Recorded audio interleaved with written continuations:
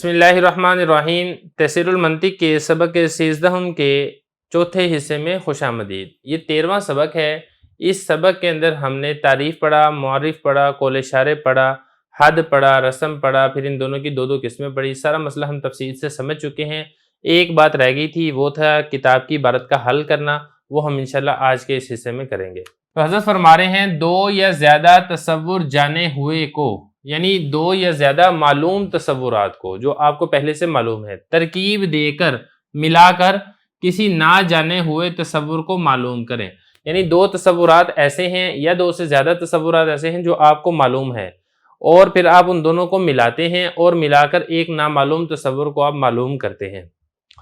تو یہ کہتے ہیں تو دو تصور یا زیادہ کو معرف اور قول اشارے کہتے ہیں۔ معرف کا مطلب ہوتا ہے پہچان کروانے والا، اور قول اشارے بھی میں آپ کو بتا چکا ہوں، اشارے مطلب وضاحت کرنے والا، ایسا قول جو وضاحت کرنے والا ہو۔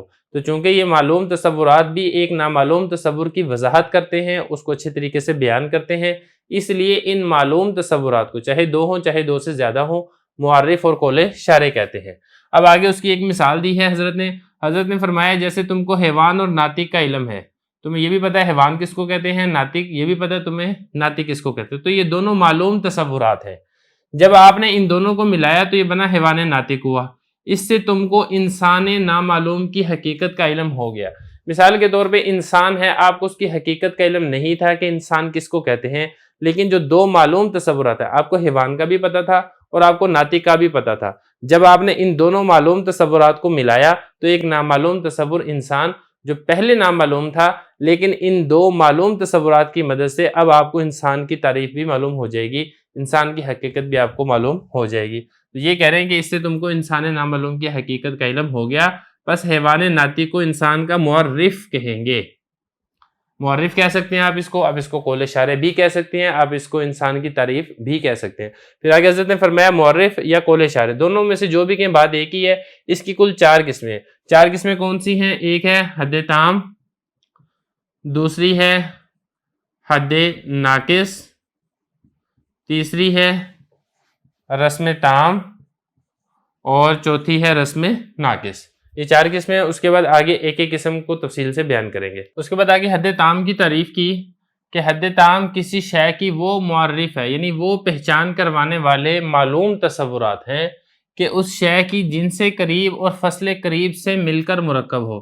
یہ بات میں نے آپ کو پہلے بھی بتائی تھی کہ حد تام کے اندر ایک جن سے قریب ہوتا ہے، دوسرا اس میں فصل قریب ہوتا ہے۔ اگر یہ دونوں ملیں گے تو اس کی تمام تر ذاتیات اس تعریف کے اندر آ جائیں گی اور اس کو حد تام کہا جائے گا۔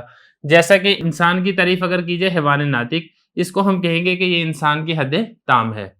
اس کے بعد آگے رہی بات اس میں یہ کہ جن سے قریب کس کو کہتے ہیں، فصل قریب کس کو کہتے ہیں، مرکب یہ کیسے ہوتا ہے، یہ ساری تفصیل اس کے گزشتہ پارٹ کے اندر ذکر ہو چکی ہے۔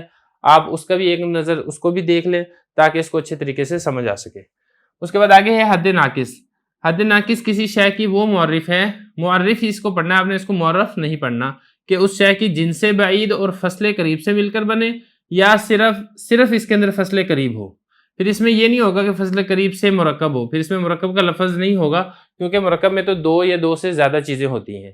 تو اگر تو جن سے بعید اور فصل قریب ہے پھر تو آپ اس کو مرکب کہہ سکتے ہیں۔ اگر صرف فصل قریب ہے، جنس ہے ہی نہیں ہے، تو پھر یہ مرکب نہیں ہوگا۔ پھر آپ اس کو یہ کہیں جس میں صرف فصل قریب ہو، جیسے جسم ناطق یا صرف ناطق انسان کی حد ناقص ہے۔ تو گویا کہ اس میں یہ کہہ رہے ہیں کہ اس میں ایک تو ہوگا جن سے بعید، دوسرا ہوگا اس میں فصل قریب۔ فصل قریب میں اس کے ذاتیات آ جائیں گے، اور جن سے بعید میں اس میں دیگر چیزیں بھی داخل اور شامل ہو جائیں گی، جس کی وجہ سے تعریف ناقص رہ جائے گی، اس لیے اس کو حد ناقص کہا جاتا ہے۔ یا اس میں سرے سے جن سے بعید ہو ہی نہ، صرف آپ فصل قریب سے ہی کسی چیز کی تعریف کر دیں، تب بھی یہ حد ناقص ہوگا، کیونکہ اس چیز کے تمام تر ذاتیات، یا ہم یہ کہیں کہ اس چیز کے تمام تر اجزائے ترکیبی اس چیز کے اندر داخل اور شامل نہیں ہوں گے۔ تو یہاں تک یہ ہو گیا حد ناقص۔ اس کے بعد آگے رسم تام کی تعریف کی کہ رسم تام کسی شے کی وہ معرف ہے، یعنی کسی چیز کی وہ پہچان کروانے والی ہے، یا پھر ہم یہ کہیں کہ کسی چیز کا وہ قول اشارے ہے، یا پھر ہم یہ کہیں کہ کسی چیز کے وہ معلوم تصورات ہیں، کچھ بھی آپ کہہ سکتے ہیں، کہ اس شے کی جن سے قریب اور خاصہ سے مل کر بنے۔ تو دو چیزیں ہوں گی اس کے اندر رسم تام میں، ایک ہوگی جن سے قریب اور دوسرا ہوگا اس میں خاصہ۔ خاصہ اس لیے ہوگا کیونکہ یہ رسم ہے، اور جن سے قریب اس کے اندر اس لیے ہوگی کیونکہ یہ تام ہے۔ جیسا کہ پہلے بھی گزرا تھا کہ تام کے اندر جن سے قریب کا ہونا یہ ضروری ہے، اور اگر تام نہیں ہے، ناقص ہے، تو اس میں جنس سے قریب نہیں ہوگی، یا تو سرے سے جنس ہی نہیں ہوگی، یا پھر جنس تو ہوگی لیکن قریب نہیں بلکہ بعید ہوگی۔ جاکہ اس کی مثال دی ہے جیسے حیوان زاحق انسان کی رسم تام ہے، کیونکہ جو زاحق ہے یہ انسان کا خاصہ ہے، انسان کے علاوہ جو دیگر جاندار ہیں یا دیگر جانور ہیں ان کے اندر یہ والی صفت نہیں پائی جاتی کہ وہ ہنستے ہوں، یہ صرف انسان کے اندر پائی جاتی ہے۔